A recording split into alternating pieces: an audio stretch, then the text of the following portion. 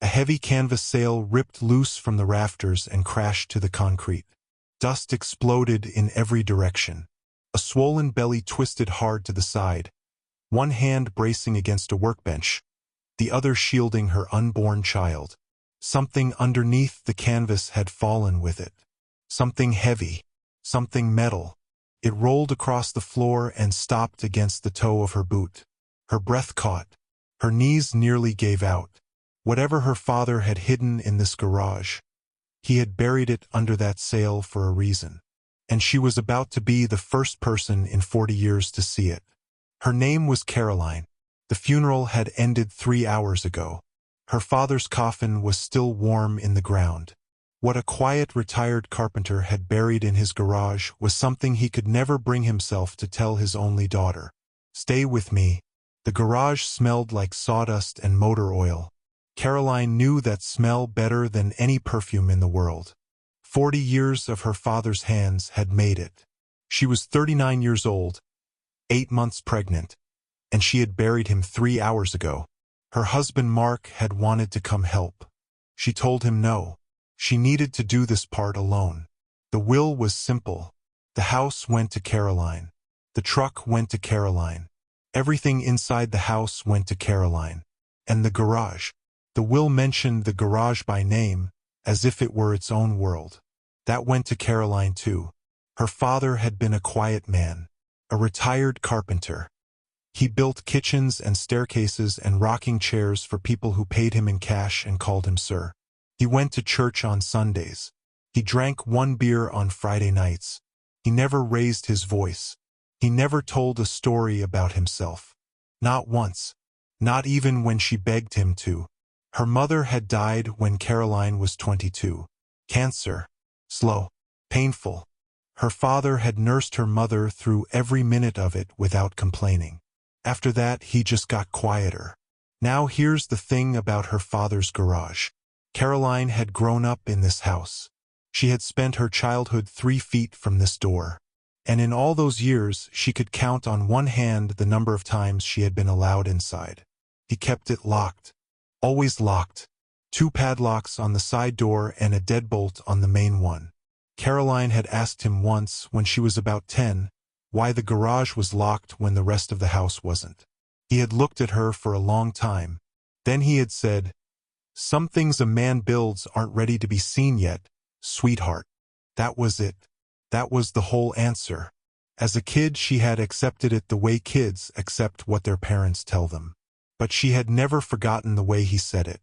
Slowly, carefully, like he was choosing every word. The buyers were taking possession on Monday. A young couple with a baby on the way themselves. They wanted the house cleared. Caroline had the weekend. That was it. She started with the easy stuff. The shelves along the back wall.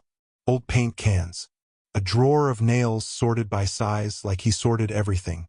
3 coffee cans full of bolts. A box of birthday cards her mother had saved. She worked slowly. The baby kicked every few minutes. She stopped to breathe. She stopped to wipe her face when she remembered her father's hands and the way they used to rest on her shoulders when she was small. By the second hour, she had cleared half the garage. Mostly tools. Mostly nothing. And then she came to the corner. There was a thing in the corner. A big thing. Tall. Wider than a truck. Covered in a heavy canvas sail her father must have weighed down with bricks at the base, because the canvas didn't move when she tugged it. She had seen this shape her whole life. She had asked about it once when she was maybe 12. He had said, "That's not for now, sweet girl." And then he had walked her out of the garage by the shoulders and locked the door behind them.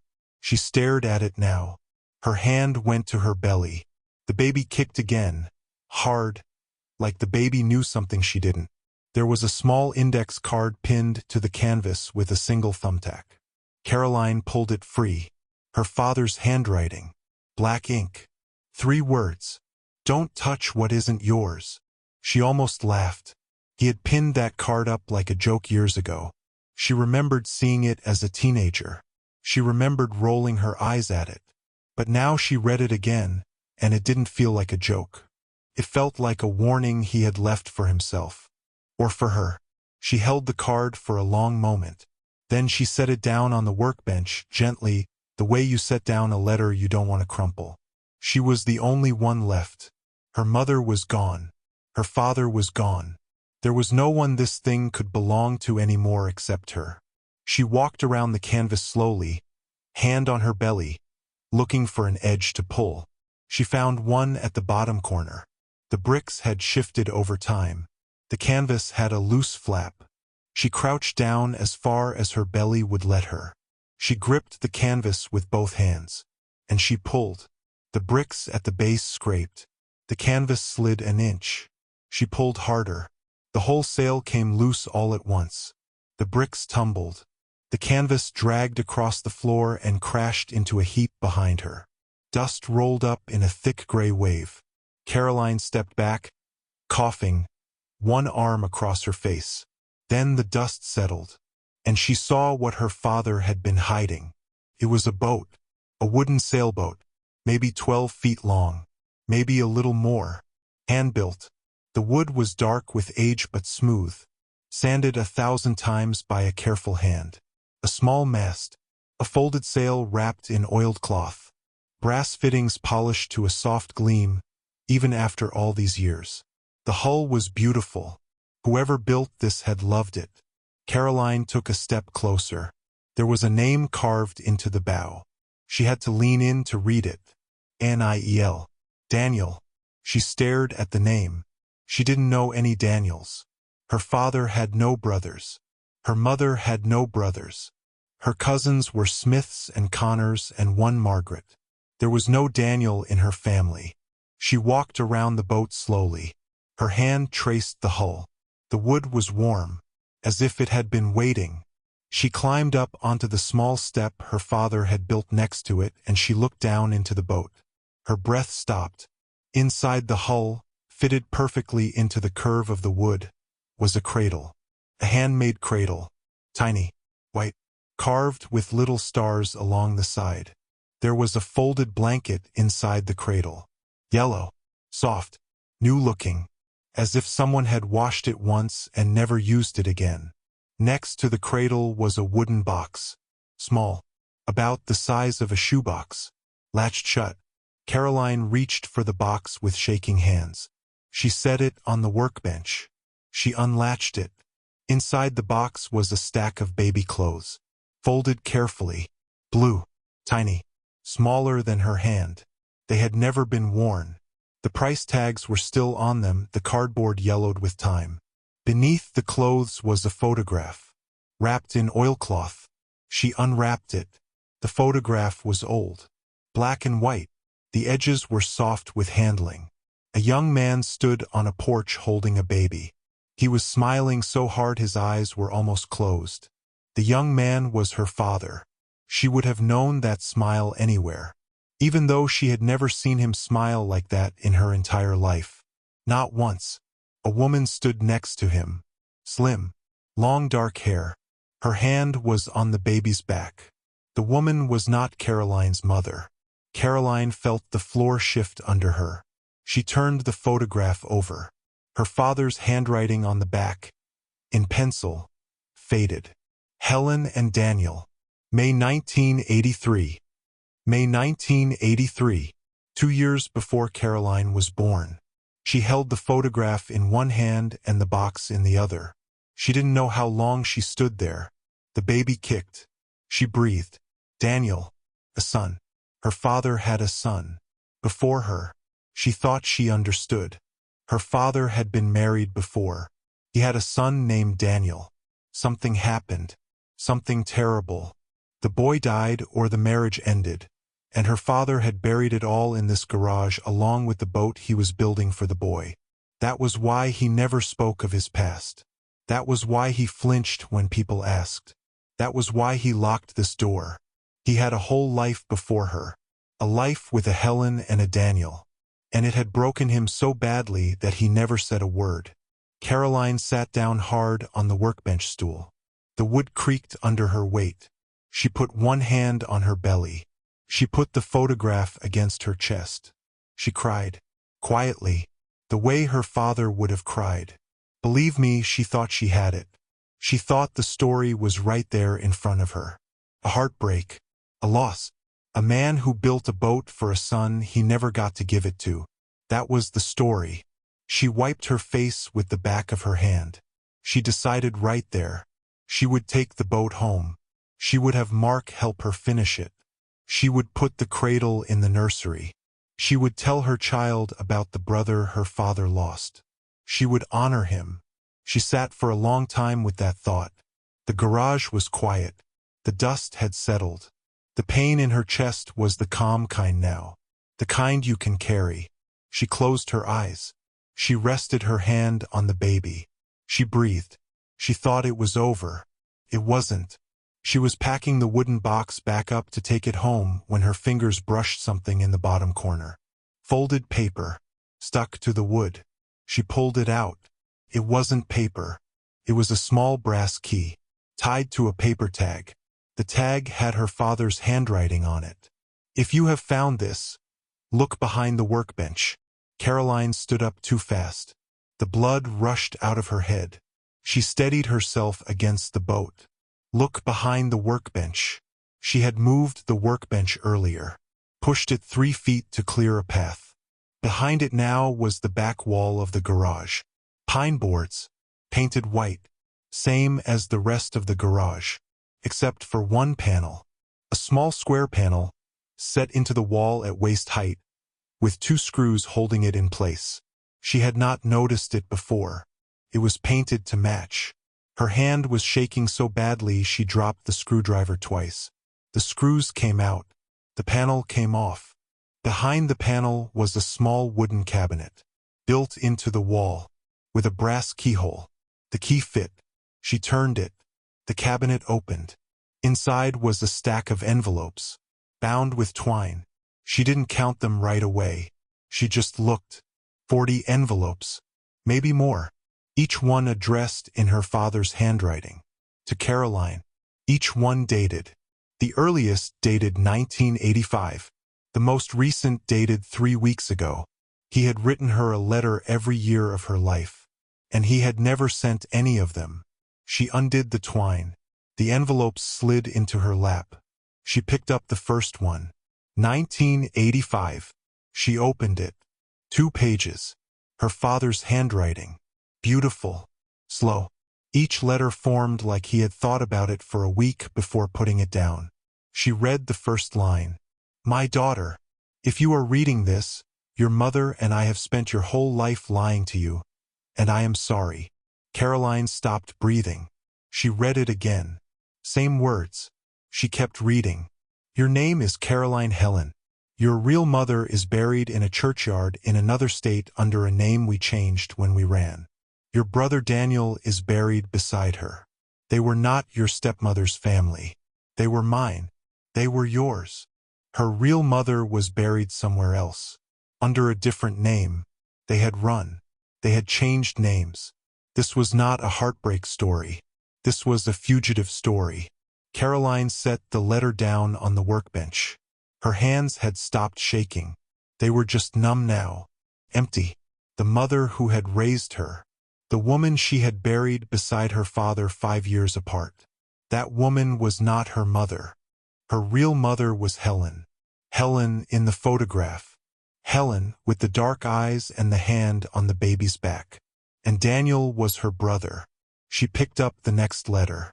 1986. Then 1987. She kept reading.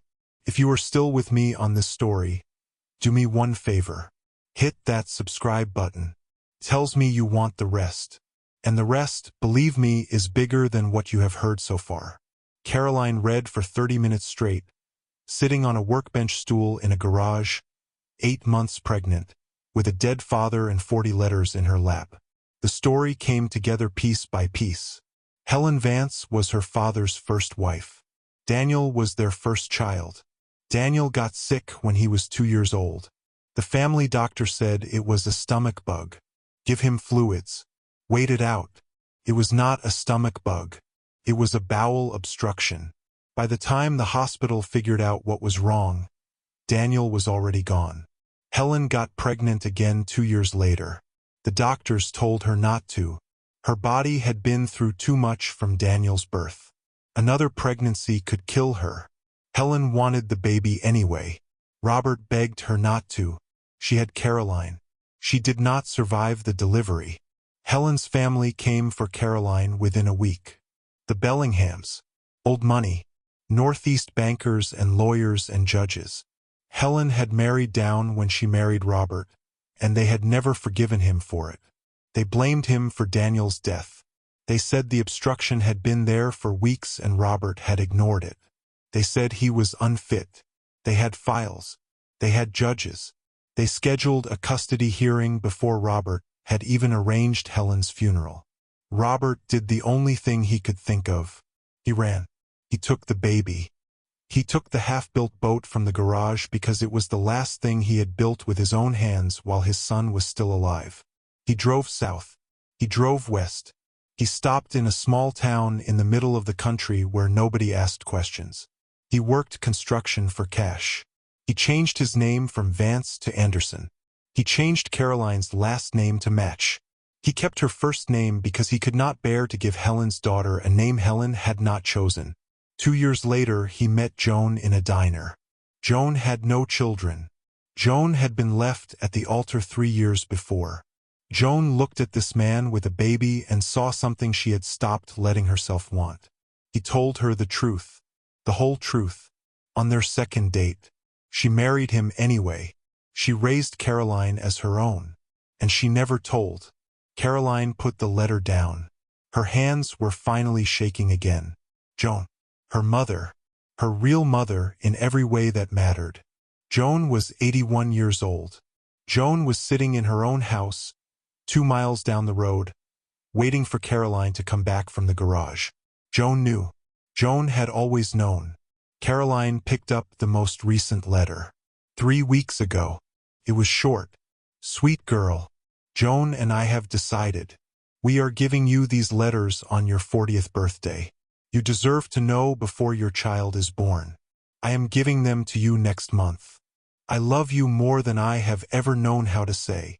Next month. Her 40th birthday was next month. He had died 2 weeks before he could give her the truth. Caroline's belly tightened. Hard. Real this time. Not just kicking. She gasped. Another tightening. Closer than the first. She was in labor. She was in labor in the garage of her dead father, surrounded by 40 years of letters that explained everything she had never known about herself. Her phone was in the kitchen. The kitchen was 50 feet away. She gripped the edge of the workbench. She breathed. She had time. 5 minutes maybe. 10 if she was lucky. She made a decision. She was not leaving this garage without her phone, without these letters, and without Joan. She pulled out her phone from her back pocket. She had been carrying it the whole time. She had forgotten. She called Mark.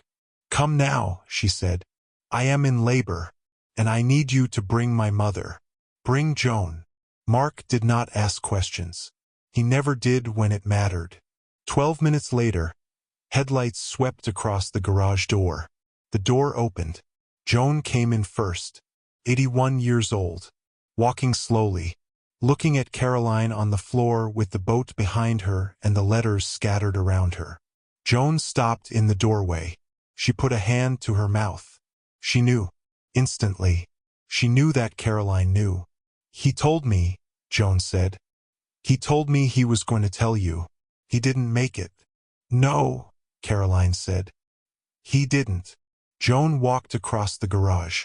She knelt down, slowly, carefully, next to Caroline on the floor. Her old knees popped. She didn't seem to notice. She put her hand on Caroline's hand. I am so sorry, Joan said. We were going to tell you when you turned 40. We were going to give you everything. The letters, the boat, the photographs. We were going to take you to the cemetery. We were going to introduce you, finally, to your mother. Caroline started crying. The kind of crying that is not sad and not happy but is everything underneath both. You raised me, Caroline said. I tried to, Joan said. You are my mother. Joan closed her eyes. She squeezed Caroline's hand so tight that Caroline felt the bones. "And she would have loved you so much," Joan whispered. "Helen, she would have eaten you up with kisses. She wanted you. She knew the risks and she wanted you anyway." Mark was in the doorway now, watching, not interrupting, letting them have it. Another contraction hit. Caroline gasped. "Hospital," Joan said. "Right now. Mark, get her up." Mark came in. He lifted Caroline from the floor like she weighed nothing. As they walked out of the garage, Caroline turned back one last time and looked at the boat. Daniel's boat. Her brother's boat. She would come back for it. She would finish what her father started. But first she had a daughter to deliver. The hospital was 20 minutes away. Caroline did not remember the drive. She remembered Joan's hand on hers in the back seat. She remembered Mark's voice on the phone with the maternity ward. She remembered the lights of the emergency entrance. The labor was long, 12 hours. At 3 in the morning, Caroline had a daughter. 6 pounds, 11 ounces. A full head of dark hair. A small, perfect face. The nurse handed the baby to Caroline. Mark was crying. Joan was in the chair by the window, holding both of her hands together against her mouth. Caroline looked at her daughter. The baby's eyes opened for half a second. They were dark, almost black, like Helen's eyes in the photograph. "Helen," Caroline said. Mark looked up. "What?" "Her name is Helen." Mark didn't ask. He just nodded. He had been told a piece of it in the car in pieces between contractions. He understood the rest now. Joan put her hand to her mouth. She didn't cry, but her eyes filled all the way to the edge. "He would have wanted that," Joan said. "Your father. He would have wanted that more than anything in the world." Caroline held her daughter against her chest. She thought about the letters, 40 of them, one for every year of her life.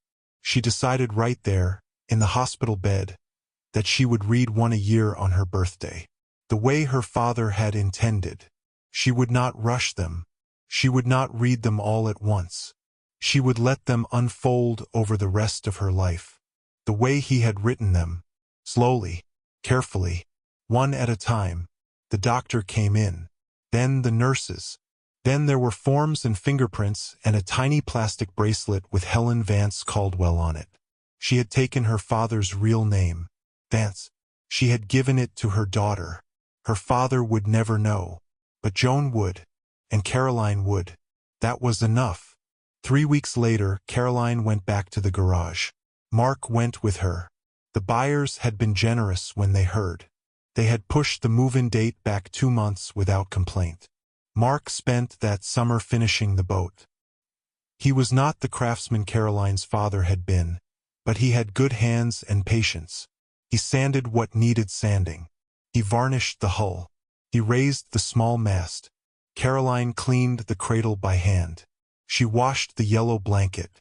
She unfolded the tiny blue clothes that Daniel had never worn, and she put them in a cedar box for keeping. When the boat was finished, they did not put it in the water. They put it in the nursery. It sat against the wall beneath the window. The cradle was placed inside the boat, fitted into the curve of the hull, the way her father had always meant for it to be. Helen slept there. She slept like a baby who had been waited for. Caroline visited the cemetery in the northeast that fall. She drove. 8 hours. Joan went with her. Joan was the only one who knew exactly where to go. They found Helen's grave. A simple stone. Helen Bellingham Vance. 1956 to 1985. Beloved wife and mother. Beside her, a smaller stone. Daniel Robert Vance. 1982 to 1984. Beloved son. Caroline knelt down. She put her hand on the smaller stone first, then on Helen's. "Hi, Mom," she said. "I brought you a granddaughter." Joan stood a step behind her, quiet, letting Caroline have it. Caroline stayed for a long time. When she got back to the car, Joan was waiting in the passenger seat. Caroline got in. She held the steering wheel for a minute without starting the engine. "He loved you so much," Caroline said to Joan. "He loved you for raising me. Every letter says it. He says it 20 different ways." Joan looked out the window. Her eyes were wet, but she was smiling. "I know, sweetheart," she said. "I always knew." Caroline started the car. Now here is the thing. Years later, when Helen was old enough to ask about the boat in her bedroom, Caroline told her the story. All of it. The grandfather who had built it for the brother he had lost. The grandmother she was named after. The father who had run with a baby in his arms and never looked back. The mother who had chosen them both. Helen would lie in the boat and listen to her mother's voice the way kids listen to fairy tales. Except this one was true. And on the morning of Caroline's 40th birthday, exactly a year after the funeral, she opened the next letter. The one her father had written for that day. It was short. It said, "Welcome to 40, sweet girl. I was hoping to hand you this one in person. If you are reading it instead, then you know everything by now. And I am so sorry for the years I did not tell you. But I hope you understand. I built you the safest life I could. I built that boat for the family I lost. I built that nursery for the family I gained. And you, sweet girl, are both. You are the bridge. You always have been." Caroline folded the letter. She held it against her chest. The baby's hand reached up from the cradle and found her finger. That was the action that started this story. Just a hand, finding another hand. Now she understood what it meant.